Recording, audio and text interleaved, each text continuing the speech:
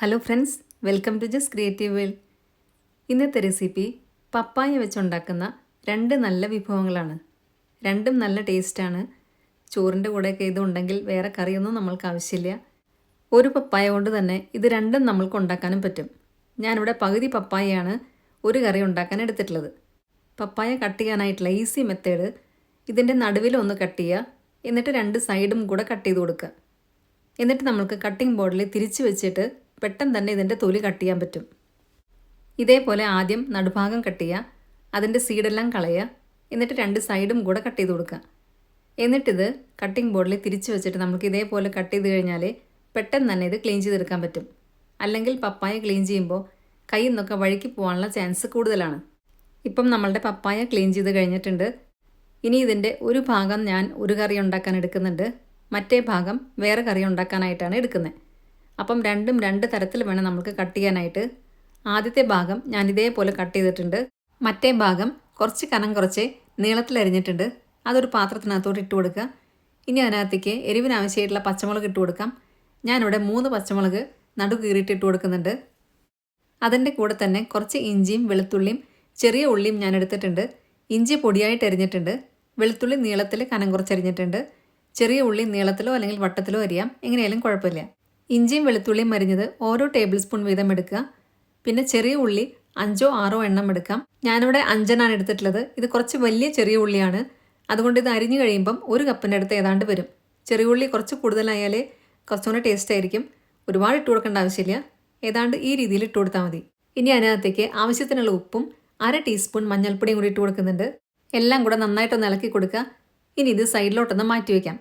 ഇനി നമ്മൾക്ക് പപ്പായ വെച്ചിട്ടുള്ള മറ്റേ കറി ഉണ്ടാക്കാനായിട്ട് തുടങ്ങാം. അതിനായിട്ട് 4 ചെറിയ ഉള്ളി അരിഞ്ഞു വെച്ചിട്ടുണ്ട്, 3 പച്ചമുളക് അരിഞ്ഞിട്ടുണ്ട്, വെളുത്തുള്ളി 4 എണ്ണം അരിഞ്ഞു വെച്ചിട്ടുണ്ട്, പിന്നെ ഒരു തക്കാളിയും കൂടെ അരിഞ്ഞു വെച്ചിട്ടുണ്ട്. ഇനി ഒരു കുക്കർ എടുത്തതിന് ശേഷം അതിനകത്തേക്ക് 1/4 കപ്പ് സാമ്പാർ പരിപ്പാണ് ഇട്ട് കൊടുക്കുന്നത്. നിറച്ച് വേണം ഇട്ട് കൊടുക്കാനായിട്ട്. 1/2 കപ്പ് ഇട്ട് കൊടുക്കേണ്ട ആവശ്യമില്ല, 1/4 കപ്പ് നല്ലപോലെ നിറച്ചിട്ട് കൊടുത്താൽ മതി. 2-3 പ്രാവശ്യം നന്നായിട്ടൊന്ന് കഴുകിയെടുക്കുക. അതിനുശേഷം അതിനകത്തോട്ട് നമ്മൾ അരിഞ്ഞു വെച്ച പപ്പായാണ് ഇട്ട് കൊടുക്കുന്നത്. പിന്നെ നമ്മൾ അരിഞ്ഞു വെച്ച പച്ചമുളക്, വെളുത്തുള്ളി, ചെറിയ ഉള്ളി, തക്കാളി ഇതെല്ലാം കൂടി ഇട്ട് കൊടുക്കുക. അതിനുശേഷം ആവശ്യത്തിനുള്ള ഉപ്പും കൂടി ഇട്ട് കൊടുക്കാം. ഞാനിവിടെ എടുത്തിരിക്കുന്നത് മീഡിയം സൈസിലുള്ള ഒരു തക്കാളിയാണ്. ഒരുപാട് വലിയ തക്കാളിയാണെങ്കിൽ മുഴുവനായിട്ട് ഇട്ട് കൊടുക്കണ്ട, ചിലപ്പം പുളി കൂടിപ്പോവും. അതുകൊണ്ട് അതൊന്ന് നോക്കിയിട്ട് വേണം ഇട്ട് കൊടുക്കാനായിട്ട്. കറിക്ക് ആവശ്യമായിട്ടുള്ള ഉപ്പും 1/2 ടീസ്പൂൺ മഞ്ഞൾപ്പൊടിയും കൂടി ഇട്ട് കൊടുത്തിട്ടുണ്ട്. ഇനി ഇത് വേവിക്കാൻ ആവശ്യമായിട്ടുള്ള വെള്ളം ഒഴിച്ചു കൊടുക്കാം. എല്ലാം കൂടെ ഇളക്കുമ്പം ഇതൊന്നും മുങ്ങി നിൽക്കുന്ന രീതിയിലുള്ള വെള്ളം ഒഴിച്ചു കൊടുത്താൽ മതി. ഒരുപാട് വെള്ളം ഒഴിച്ചു കൊടുത്തു കഴിഞ്ഞാൽ കറി ഭയങ്കര ലൂസായിരിക്കും. ഇപ്പം എല്ലാം നന്നായി ഇളക്കി കൊടുത്തിട്ടുണ്ട്. ഇനി കുക്കർ അടച്ചു വെച്ചതിന് ശേഷം 2 വിസിൽ വരുന്നവരെ മീഡിയം ഫ്ലെയിമിൽ വേവിക്കാം. ഇനി ഇത് വിസിൽ വരുന്ന നേരം കൊണ്ട് നമ്മൾ നേരത്തെ പപ്പായ നീളത്തിൽ അരിഞ്ഞവിടെ പുരട്ടി വെച്ചിട്ടുണ്ടായിരുന്നു, അത് നമ്മൾക്ക് ശരിയാക്കിയെടുക്കാം. അതിനായിട്ട് ഒരു പാൻ അടുപ്പത്ത് വെച്ച് അതിനകത്തേക്ക് വെളിച്ചെണ്ണ ഒഴിച്ചു കൊടുത്തു. 1 ടീസ്പൂൺ കടുക് ഇട്ട് കൊടുത്ത് അത് പൊട്ടിക്കഴിഞ്ഞതിന് ശേഷം നമ്മൾ പുരട്ടി വെച്ച പപ്പായ എല്ലാം കൂടി ഇട്ട് കൊടുക്കുക. ഇനി ഇത് നന്നായിട്ടൊന്ന് ഇളക്കി കൊടുക്കാം. ഈ സമയത്തൊക്കെ തീ ഒരുപാട് കൂട്ടി വെക്കേണ്ട ആവശ്യമില്ല, മീഡിയം ഫ്ലെയിമിൽ വെച്ചാൽ മതി. ഇനി ഇത് ഇളക്കി കൊടുത്തതിന് ശേഷം നമ്മൾക്ക് കുറച്ച് നേരം ഒന്ന് അടച്ചു വെക്കണം. ആ സമയത്ത് നമ്മൾക്ക് തീ നല്ലപോലെ ലോ ഫ്ലെയിമിലാക്കണം. പപ്പായ എല്ലാം ഇട്ട് കൊടുത്തു കഴിഞ്ഞു. ഇനി ഇത് കുറച്ച് നേരം ഒന്ന് ഇളക്കി കൊടുക്കാം. നമ്മൾ ഇതിനകത്തേക്ക് കറിവേപ്പില ഇട്ട് കൊടുത്തിട്ടില്ല. ഈ സമയത്ത് ആവശ്യത്തിനുള്ള കറിവേപ്പിലയും കൂടി ഇട്ട് കൊടുക്കുക. ഇനി ഇത് 1 മിനിറ്റ് ഒന്ന് ഇളക്കി കൊടുത്തതിന് ശേഷം തീ നല്ലപോലെ കുറച്ച് വയ്ക്കുക. തീ നല്ലപോലെ കുറച്ച് വെച്ചിട്ട് ഇത് കുറച്ച് നേരം ഒന്ന് അടച്ചു വെക്കണം. വെള്ളമൊന്നും ഒഴിച്ചു കൊടുക്കേണ്ട ആവശ്യമില്ല, ആവിയിൽ തന്നെ നന്നായി വെന്ത് കിട്ടും. ഇടയ്ക്കിടയ്ക്ക് നമ്മളൊന്ന് ഇളക്കി കൊടുക്കണം, അതായത് അടുക്കി പിടിക്കാതെ ശ്രദ്ധിക്കണം. അടുക്കി പിടിച്ചു കഴിഞ്ഞാൽ നമ്മളുടെ കറിയുടെ രുചിയെല്ലാം മാറിപ്പോവും. ഇപ്പം കുറച്ച് നേരമായിട്ട് ഇളക്കി കൊടുക്കുന്നുണ്ട്. ഇനി ഇത് ഞാനിവിടെ അടച്ചു വെക്കാൻ പോവാണ്. തീ നല്ലപോലെ കുറച്ച് വെച്ചിട്ടുണ്ട്. ഈ സമയം കൊണ്ട് നമ്മളുടെ പപ്പായ കറിക്ക് ആവശ്യമായിട്ടുള്ള അരപ്പ് നമ്മൾക്കൊന്ന് റെഡിയാക്കി എടുക്കണം. ഇതിവിടെ അടച്ചു വെച്ചതിന് ശേഷം നമ്മൾക്ക് അരപ്പ് റെഡിയാക്കാം. കുക്കർ 2 പ്രാവശ്യം വിസിൽ വന്നു. ഞാനിവിടെ ഫ്ലെയിം ഓഫാക്കിയിട്ടുണ്ട്. ഇനി അരപ്പ് റെഡിയാക്കാനായിട്ട് മിക്സിയുടെ ചെറിയ ജാർ എടുത്തിട്ടുണ്ട്. അതിനകത്തേക്ക് 3/4 കപ്പ് തേങ്ങ ചിരവിയതാണ് ഇട്ട് കൊടുക്കുന്നത്. ഇനി വേണ്ടത് 1/2 ടീസ്പൂൺ ജീരകം, ചെറിയ ജീരകമാണ് ഇട്ട് കൊടുത്തിട്ടുള്ളത്. പിന്നെ 1/4 ടീസ്പൂൺ മഞ്ഞൾപ്പൊടി, കുറച്ച് ഉപ്പും കൂടി ഇട്ട് കൊടുക്കുക. ഇനി ഇട്ട് കൊടുക്കേണ്ടത് ചെറിയ ഉള്ളിയാണ്. ചെറിയ ഉള്ളി ഞാനിവിടെ 4 എണ്ണമാണ് എടുത്തിട്ടുള്ളത്. അതൊന്ന് അരിഞ്ഞതിന് ശേഷമാണ് ഇട്ട് കൊടുക്കുന്നത്. ഞാനെടുത്ത തേങ്ങയ്ക്ക് കുറച്ച് തണുപ്പുണ്ടായിരുന്നു, അതുകൊണ്ട് ഞാൻ ചെറിയ ചൂടുവെള്ളം കൂടെ ഒഴിച്ചു കൊടുക്കുന്നുണ്ട്. അപ്പം നമ്മൾക്ക് പെട്ടെന്ന് തന്നെ അരഞ്ഞു കിട്ടും. ഒരുപാട് ചൂടുള്ള വെള്ളം ഒഴിച്ചു കൊടുക്കരുത്, തേങ്ങ തണുപ്പായതുകൊണ്ടാണ് ഞാനിവിടെ ചെറിയ ചൂടുവെള്ളം ഒഴിച്ചു കൊടുക്കുന്നത്. ഇനി ഇത് നല്ല ഫൈൻ പേസ്റ്റായിട്ട് തന്നെ അരച്ചെടുക്കുക.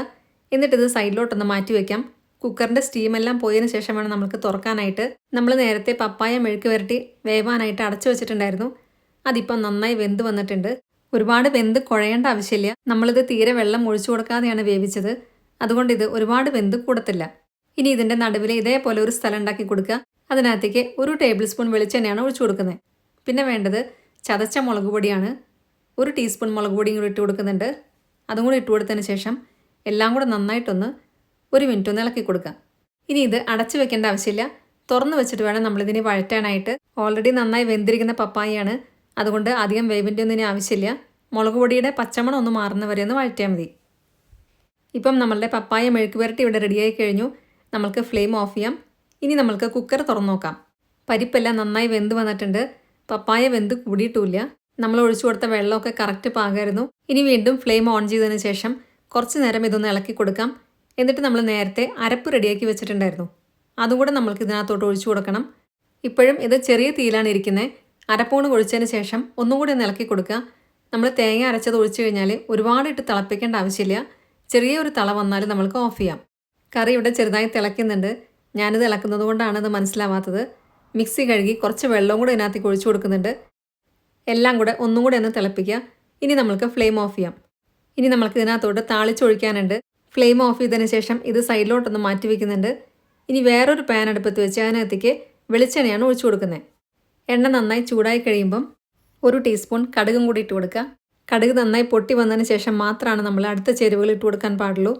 ഇപ്പം കടുകെല്ലാം നല്ലപോലെ പൊട്ടി വന്നിട്ടുണ്ട്. ഇനി ഇതിനകത്തോട്ട് 3 ഉണക്കമുളകും കുറച്ച് കറിവേപ്പിലയും കൂടി ഇട്ട് കൊടുക്കുന്നുണ്ട്. പിന്നെ വേണ്ടത് ചെറിയ ഉള്ളിയാണ്. ചെറിയ ഉള്ളി വട്ടത്തിലോ നീളത്തിലോ എങ്ങനെ അരിഞ്ഞാലും കുഴപ്പമില്ല. അതും കൂടി ഇട്ട് കൊടുത്തതിന് ശേഷം എല്ലാം കൂടെ നന്നായിട്ടൊന്ന് വഴറ്റിയെടുക്കുക. ഏതാണ്ട് ബ്രൗൺ കളർ ആകുന്ന രീതിയിൽ വഴറ്റിയെടുക്കുക. ഇപ്പം കറക്റ്റ് പാകമായിട്ട് വന്നിട്ടുണ്ട്. നമ്മൾക്ക് ഗ്യാസ് ഓഫ് ചെയ്യാം. ഇനി നമ്മൾക്ക് പപ്പായ കറിക്കകത്തോട്ട് ഇത് ഒഴിച്ചു കൊടുക്കാം. എപ്പോഴും താളിച്ച് ഒഴിച്ചു കഴിഞ്ഞാൽ കുറച്ച് നേരം കറിയൊന്ന് അടച്ചു വെക്കണം.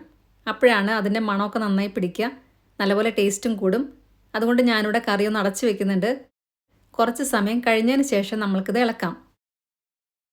ഇപ്പം ഇത് അടച്ചു വെച്ചിട്ട് കുറച്ച് സമയം ആയിട്ടുണ്ട്. അങ്ങനെ പപ്പായ വെച്ചുണ്ടാക്കിയ 2 വിഭവങ്ങളും റെഡിയായി കഴിഞ്ഞു. രണ്ടും നല്ല ടേസ്റ്റാണ്. ഇത് മാത്രം മതി നമ്മൾക്ക് ചോറുണ്ണാനായിട്ട്. വേറെ കറിയുടെ ഒന്നും ആവശ്യമില്ല. ചിക്കൻ കറിയോ മീൻ കറിയോ ഇല്ലെങ്കിൽ പോലും നല്ല ടേസ്റ്റാണിത്. പപ്പായ കൊണ്ട് ഞാൻ നേരത്തെയും റെസിപ്പീസ് ഇട്ടിട്ടുണ്ട്. അതിൻ്റെ ലിങ്ക് ഞാനിവിടെ ഡിസ്ക്രിപ്ഷൻ ബോക്സിൽ കൊടുക്കാം. കാണാത്തവരുണ്ടെങ്കിൽ അതും കൂടെ ഒന്ന് കണ്ടു നോക്കണേ. അപ്പം എല്ലാവർക്കും ഇന്നത്തെ വീഡിയോ ഇഷ്ടമായി എന്ന് വിചാരിക്കുന്നു.